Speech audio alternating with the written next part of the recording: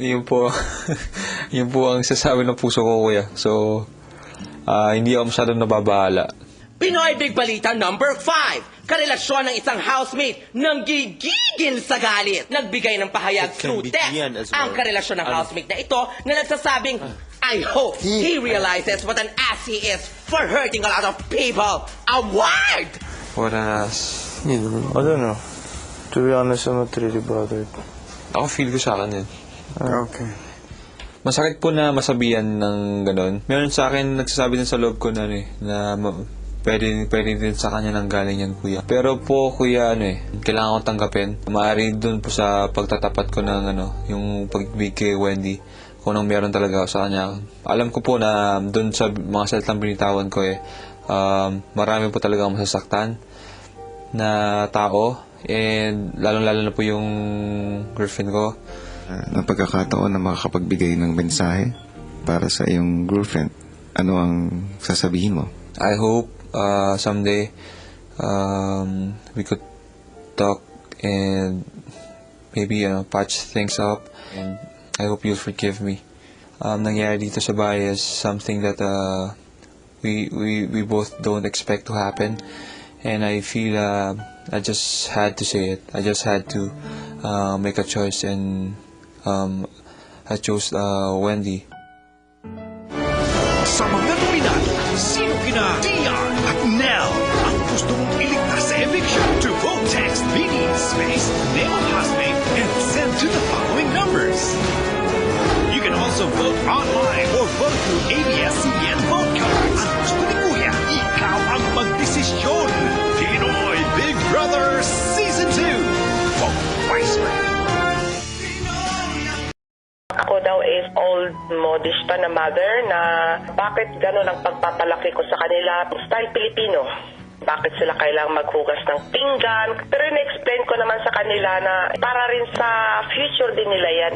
Kahit na naging single mom ako for 7 years, it's just normal na palakihin mo yung mga anak mo sa maayos na bagay. I'm happy about that na napalaki ko yung mga bata na naging mabait, naging maayos ang buhay nila. Open kami mag-iina, nasasabi nila kung ano yung gusto nila, nasasabi ko rin kung ano yung gusto ko. Lalapit na lang minsan, iyak. Sabi niya, I love you, Mom. I miss you, Mom. Hindi niya talaga ako pinabayaan. Kahit na sa trabaho niya, nararamdaman niya kung ano yung nangyayari pa sa atin dito sa bahay. Mahal na mahal kita, na.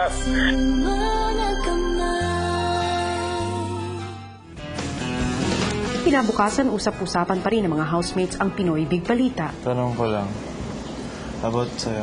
Sa number 11 mo. Nanliligaw sa housemate, tanggap ng pamilya? Kahit naman katotoo ang balitang tanggap na tanggap daw ng pamilya ng housemate ang napapabalitang na i-invoke sa kanilang anak sa loob ng bahay ni Kuya. Hindi malayong mangyari yun. Alam mo. Alam ko naiinis ka. Hindi ako naiinis. Kakaba naiinis ka. Naiinis na ano. Ano kasi Wala, naiinis ka sa dun sa na... Ewan ko, basta naiinis ka. Mo sa totoo lang, mas apektado nga ako sa number 11 mo kaysa sa akin. Yung sa akin is wala eh. No, kasi I feel nababothered ako.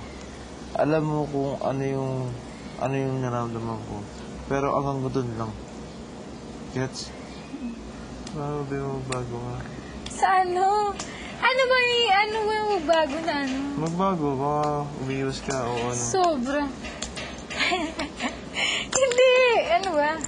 Hanggang tanghalian ay hindi pa rin tinantanan ang mga housemates na mga balita. Pinoy Big Balita number 5. Nagugulat pa ako.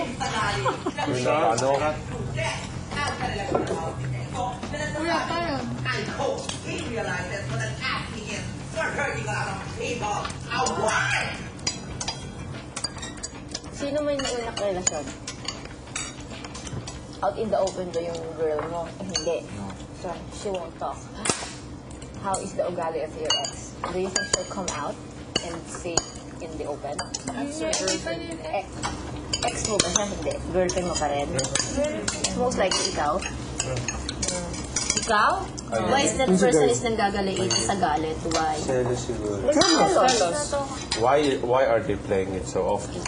Because maybe you don't believe it, but it is True. Correct. What an possibility. assumption. I knew that comes. We'll see.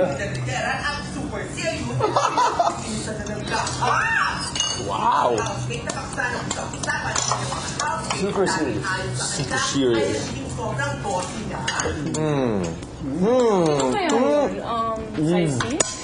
No. Pinoy Balita number 10. Isang bagong housemate. Kinaiinisan ng isang house. I was talking about papaano niya. Which affects all pinaka sa housemates. Pero Sino kaya ito? Bagong housemate is me. Ano? Tapos na ang tanghalian pero wala pa rin humpay ang mga housemates sa mga narinig. Negative yung pagkasabi ko. Naglolokohan kami. Kasi pinagsabihan niya kami sa kitchen. Ni Ate G.I.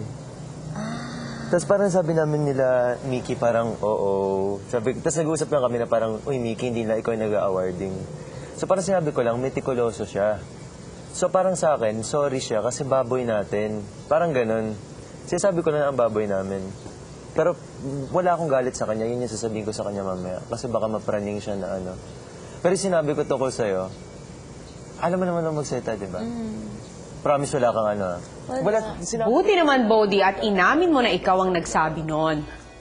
Pero mukhang si Robert ang pinakatinamaan sa narinig. I'm not naniligaw. It's more on... You just expressed your feelings. I just express my feelings and that's it. Pero alam mo yung consequence, di ba? Na a lot of people are watching you and she would know, di ba? Your girlfriend. Were you ready when you express your feelings to Saisi? Naisip mo ba yun? Naging handa ka ba sa pwede niyang sabihin? Yeah, in a way, yeah. But, yeah. Hirap. Sa tingin ko, tulungan niyo isa't isa. You help him if he wants to do something. You help him then. If you value each other as friends and if you wanna keep the friendship. Kasi ang fear ko baka mamaya when you leave this house, parang tapos na tong lahat ng to, sayang naman yung friendship ninyo. Guys, makinig kayo kay Yen. Remember, mothers know best. Sa gitna ng mga nag-iinit na intriga, pinalamig naman ang mga housemates ng unang buhos ng tag-ulan.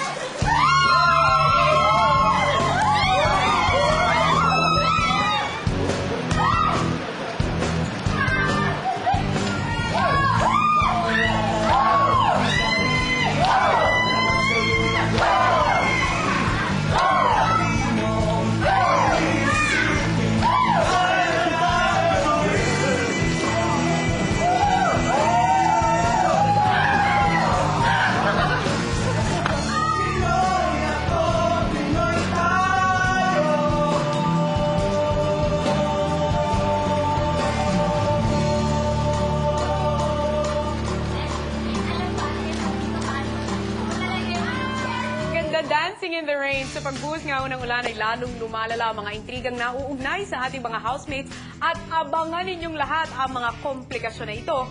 Bukas, kung gusto niyo namang magbuhos ng boto para sa nominadong nais yung mailigtas, mag-download lamang kayo ng picture message mula sa Globe Asiatic at may instant 6 votes na kayo. May chance pa kayo manalo ng 50,000 pesos weekly and a brand new house and lot sa Grand Draw. Samantala sa pagpapatuloy naman ho ng live na pag-ahit ng kilay ni Robert, pumayag na nga si Robert na i-shave ang kanyang eyebrow. Kapalit ang pagpapa-opera ng isang batang may hair lip. Sino naman kaya sa ating mga housemates ang mag-aahit sa kanya? Kanina nga ho ay nagbutuntan na ang ating mga housemates na